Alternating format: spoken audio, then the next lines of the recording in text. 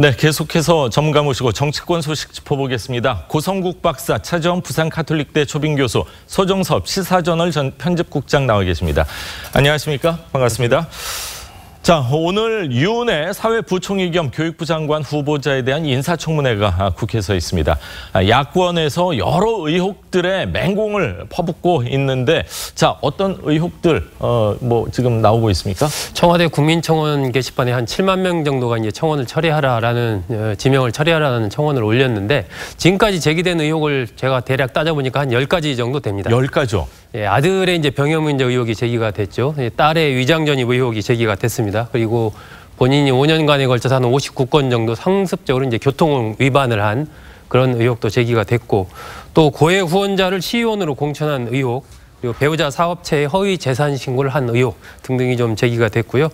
또 시도 의원들이 이제 유 후보자가 사용하던 사무실에 월세를 대납했다, 이런 의혹도 나왔습니다.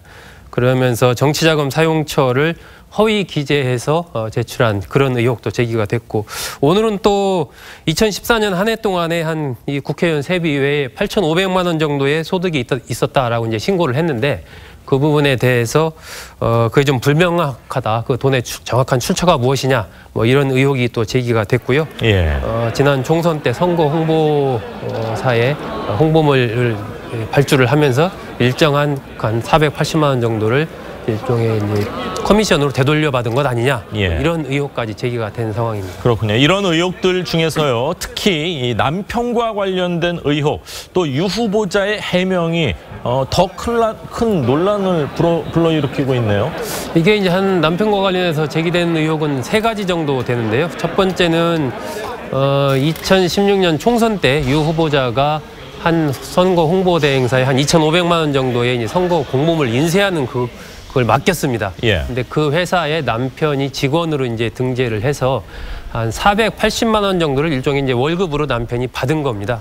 그런데 그 기간 동안에 남편이 실질적으로 유 후보자의 선거운동을 거의 24시간 도운 그런 흔적들이 나타나기 때문에 과연 실제로 직원으로 근무를 한 것이냐, 아니면 예. 선거 홍보물을 발주해준 대가로 일종의 커미션을 받은 것이냐, 이런 의혹이 하나가 제기가 됐고요. 두 번째는 남편의 회사 이사를 자신의 7급 보좌진으로 채용한 의혹, 이것도 이미 나왔었죠. 그렇죠. 예, 예. 그런 부분이 하나 있고, 세 번째는 남편 회사의 매출을 이제 허위로 신고했다는 의혹인데, 한 2천만 원 정도, 연 2천만 원 정도라고 이제 유 후보자는 신고를 했는데, 2013년에 이 남편이 한 언론과 인터뷰를 하면서 연 매출이 한 6억 원 정도 된다. 그리고 고추 관련된 고춧가루로만 해도 한 4억 원 정도 매출을 올렸다.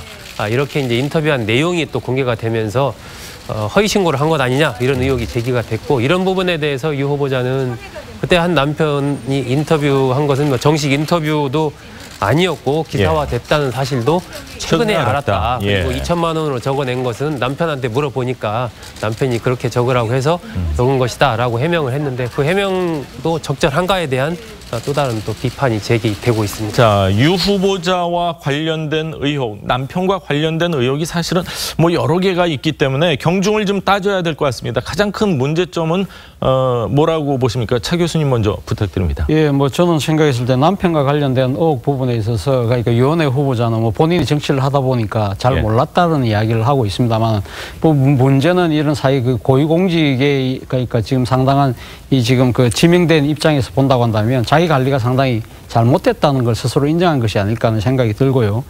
지금 남편과 관련된 의혹 중에 하나는 지금 또 재산과 관련된 부분이 있지 않습니까? 예. 지난해 연말에 문재인 정부가 지금 고위공직자에 대한 검증 기준을 강화하면서 7대 기준 중에 하나가 불법적 재산 정식 의혹에 대해서는 엄격하게 다루겠다는 부분을 이야기를 했거든요.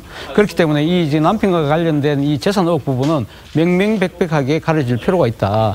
또 하나는 제가 생각했을 때는 지금 유은혜 후보자 중 여러 가지 의혹 중에 보면 본인이 내가 안 하고 아래 사람들이 해서 잘 모른다는 이야기를 지금 하고 있다는 것이죠. 예. 예를 들면 지금 정치 후원금 같은 경우 이 주말에 자신이 지역구에서 기자 간담회를 했다는 식으로 해갖고 여러 건을 영수증을 적었다는 거 아니겠습니까? 그렇죠. 이 부분에 대해서 지금 아마 관리하는 직원의 회계 책임자의 착오나 실수라고 이야기를 하고 있고, 또 이 상습적인 교통 위반 부분도 운전비서의 실수 라고 이야기를 하고 있는 부분, 이런 부분들도 어떤 그 지금 교육부의 수장을 지금 노리고 있는 유원회 후보자 입장에서는 상당히 좀 군세간 해명이 아닐까 하는 생각이 들고요. 예. 그리고 또 하나는 제가 생각했던 또 일종의 정치적 갑의 위치에서 일종의 행포를 부린 것이 아니냐는 의혹이 있는 부분이, 이 지금 그 원외 지역 위원장 시절에 이 사무실을 이 같이 쓰면서 뭐 합동 사무실을 쓰는 경우가 있습니다. 자신의 사무실로 이용하면서 예. 시도위원들로부터 분납을 받았다.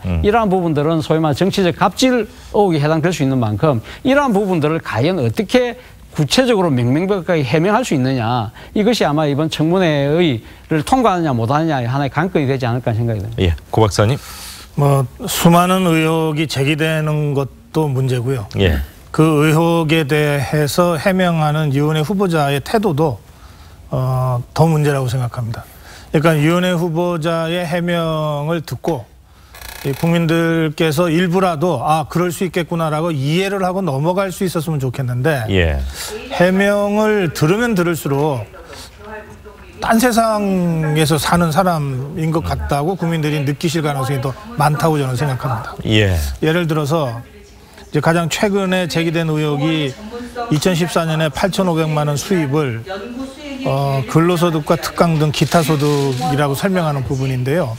이게 월 700만 원 정도 되거든요. 예. 서민들로서는 참 꿈꾸기도 어려운 정도의 돈인데, 거액이네요. 예. 국회의원으로 있으면서 세비 딱딱 받아가면서 그 시점에 월 700만 원 정도를 계속 돈을 이제 벌었는데, 그게 근로소득이라면은 이거는 국회의원 겸직 위반 아닙니까? 예.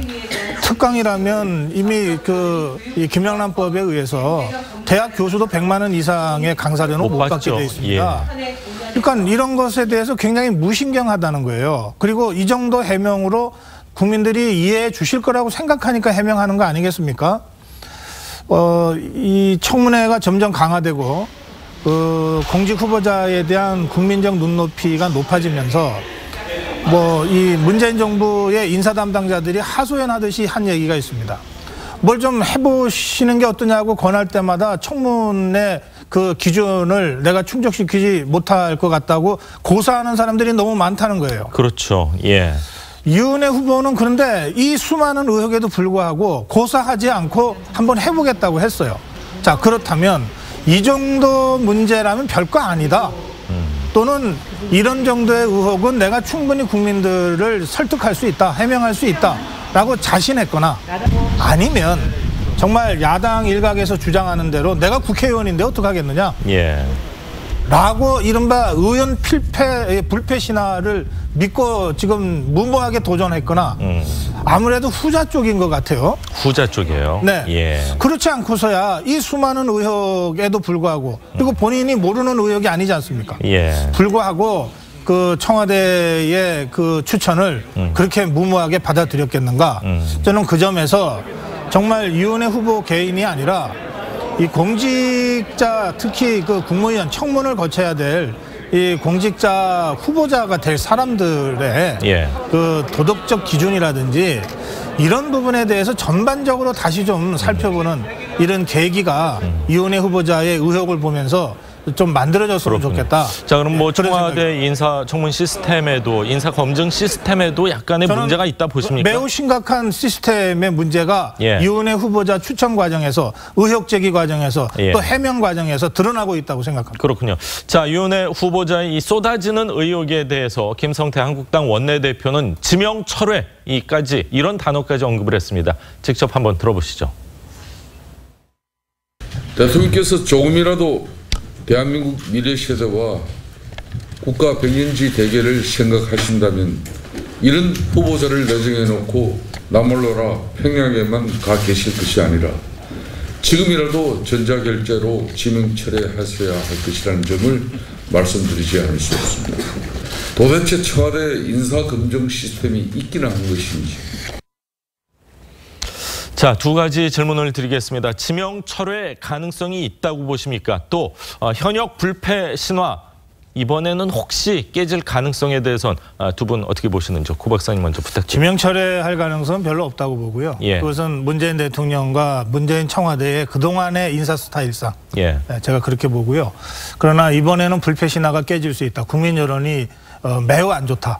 점점 악화되고 있다. 이런 것 때문에 그렇고요. 예. 오늘 청문을 지켜보면 이제 국민 여론의 큰 이 갈래에서 좀 여론이 어느 한쪽으로 기울 거라고 생각하는데 현 시점으로서는 국민 여론이 부정적으로 기울 가능성이 더 높다 이렇게 봅니다. 그렇군요. 한 가지 짧게 더 말씀드리면 지금 김성태 원내대표가 이 평양에서 정상회담하는 문 대통령한테 전자결제 얘기하면서 지금 지명철회 요구했는데 왜 평양 정상회담 기간에 이 청문 일정을 잡았는지부터 좀 다시 반성해 봤으면 좋겠어요. 예. 이거 여야가 합의해 주지 않고서 어떻게 청문 일정이 이렇게 결정됩니까? 저는 며칠 늦추는 것이 전혀 문제가 없었는데도 예. 이런 식으로 정상회담 일정과 맞춰서 청문 일정을 정해놓고 그리고 평양에 있는 대통령한테 지명철회를 요구하는 것 자체가 예. 야당으로서 이게 좀 옹색한 요구다. 자가당착이다. 그런 점도 같이 지적하고 싶습니다. 예. 차 박사. 예. 뭐 말씀하신 것처럼 김성태 원내대표가 어제 그 평양에 간 그 문재인 대통령에게 전자결제를 통해서 지명철회하라 이 이야기는 뭐 고 박사님 말씀처럼 저도 상당히 그 일종의 정당성이 좀 결여된 이야기가 아니냐. 바로 그 때문에 지금 위원회 후보자를 둘러싼 의혹에 대한 야당의 공세 자체도 어떻게 보면 정치적 공세처럼 비치는 소지를 스스로가 제공한 측면이 있다는 것이죠. 예. 그런 측면에서 보면 어제 전혀 적절하지 못한 것이었다. 오히려 차라리 청문회를 연기를 하자. 예. 어느 쪽으로 더 이야기를 했다고 한다면 더 설득력이 있지 않았을까라는 그런 아쉬움이 남는 것이고요.